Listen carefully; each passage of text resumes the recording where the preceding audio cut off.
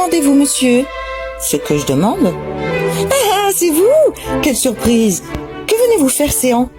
Savoir ma destinée, parler à l'aimable Angélique, consulter les sentiments de son cœur et lui demander ses résolutions sur ce mariage fatal dont on m'a averti. Oui, mais on ne parle pas comme cela de but en blanc à Angélique. Il y faut des mystères, et l'on vous a dit l'étroite garde où elle est retenue, qu'on ne la laisse ni sortir ni parler à personne. Aussi ne viens-je pas ici comme Cléante et sous l'apparence de son amant, mais comme amie de son maître de musique, dont j'ai obtenu le pouvoir de dire qu'il m'envoie à sa place. Voici son père. Retirez-vous un peu et me laissez lui dire que vous êtes là. Monsieur Purgon m'a dit de me promener le matin dans ma chambre, 12 allées et 12 venues. Mais j'ai oublié à lui demander si c'est en long ou en large. Monsieur, voilà un... Parle pas, pandarde, tu viens m'ébranler tout le cerveau, et tu ne songes pas qu'il ne faut point parler si haut à des malades. Je voulais vous dire, monsieur... Parle bas, te dis-je. Monsieur... Elle fait semblant de parler. Et? Je vous dis que... Elle fait semblant de parler. Qu'est-ce que tu dis? Toinette. Oh. Je dis que voilà un homme qui veut parler à vous. Qu'il vienne. Toinette fait signe à Cléante d'avancer. Monsieur... Toinette, raillant. Ne parlez pas si haut, de peur d'ébranler le cerveau de monsieur. Monsieur, je suis ravie de vous trouver debout et de voir que vous vous portez mieux. Toinette, feignant d'être en colère. Comment qu'il se porte mieux? Cela est faux, monsieur se porte toujours mal. J'ai ouï dire que monsieur était mieux, et je lui trouve bon visage. Que voulez-vous dire avec votre bon visage? Monsieur l'a fort mauvais, et ce sont des impertinents qui vous ont dit qu'il était mieux.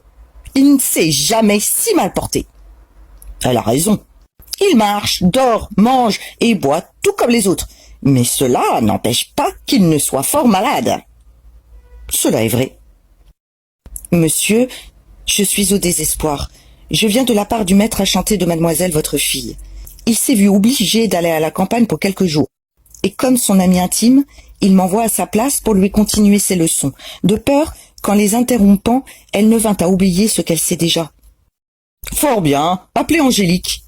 Je crois, monsieur, qu'il serait mieux de mener monsieur à sa chambre. Non, faites-la venir. Il ne pourra lui donner leçon comme il faut s'ils sont en particulier. Si fait, si fait. Monsieur, cela ne fera que vous étourdir, et il ne faut rien pour vous émouvoir en l'état où vous êtes, et vous ébranler le cerveau. Point, j'aime la musique, et je serais bien aise de... Ah! La voici. Allez-vous en voir, vous, si ma femme est habillée. Venez, ma fille, votre maître de musique est allé au chant, et voilà une personne qui l'envoie à sa place pour vous montrer. Ah, ciel! Qu'est-ce? D'où vient cette surprise? C'est... Quoi qui vous émeut de la sorte? C'est mon père. Une aventure surprenante qui se rencontre ici. J'ai songé cette nuit que j'étais dans le plus grand embarras du monde et qu'une personne faite tout comme monsieur s'est présentée à moi, à qui j'ai demandé secours et qui m'est venue tirer de la peine où j'étais.